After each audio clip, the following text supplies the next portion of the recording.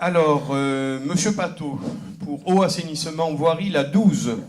Ah ben, c'est un peu en complément du débat de tout à l'heure que nous rouvrirons pas, du coup. C'est une convention de vente d'eau brute entre la communauté urbaine de Marseille-Provence Métropole et la commune de Pennes-Mirabeau.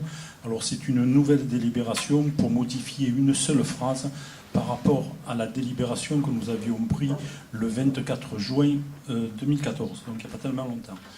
Donc, dans cette première délibération, il y avait inclus deux conventions, une définitive pour le principe de rémunération et une temporaire qui était valable qu'un an pour nous permettre de connaître notre consommation réelle et non pas des consommations qui avaient été estimées par MPM.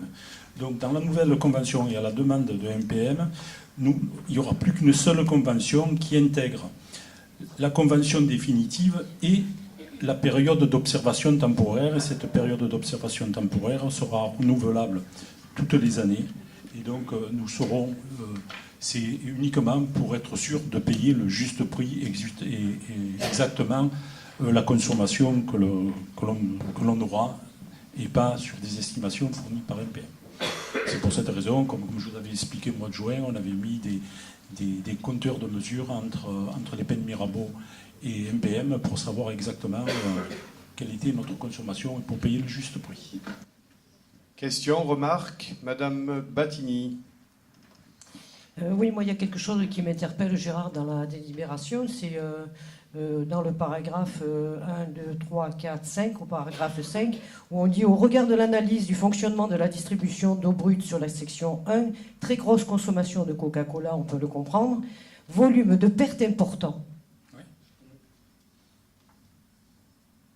Oui, mais toutes les années, quand on fait le rapport annuel sur l'eau et l'assainissement, et en particulier sur l'eau, on vous a expliqué qu'effectivement, il y avait sur la commune des fuites, des pertes importantes, des fuites qui n'étaient pas conformes à la DSP, et que depuis 2 ans, on sanctionnait donc la SEM, notre délégataire, justement, puisqu'il y avait des fuites qui n'étaient pas conformes à la DSP. Voilà, donc chaque fois, donc on pénalise notre fermier parce qu'il ne tient pas ses engagements qui sont inclus dans la délégation de service public. Mais comment est-ce que vous faites pour déterminer les fuites et sanctionner une fuite? Il faut avoir un compteur pour savoir. Oui, mais c'est la différence justement entre l'eau produite et l'eau consommée.